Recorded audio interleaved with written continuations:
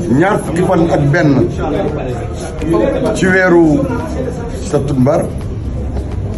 fii ci maison des partis Léopold Sédar Senghor premier ministre Amadou Ba ak sénégalais yu bëri te ràññeeku ànd ak moom di saytu liggéey bu ñu war a liggéey ngir taxaw Sénégal ngir sauver Sénégal jóg na ci mbaax ak ci oyof ñëw seet si magam jigéenam njiitu parti socialiste Aminata Mbengue Ndiaye mu fekkoo ak mboolem kàngam yi mu bokkal kilifteefu parti socialiste waxtaan nañu jàngat nañu tolluwaayu réew mi jàngat nañu warugaru képp koo xam ne nii tey Sénégal ak ëllëgi Sénégal itteel na la ci dal ci jàmm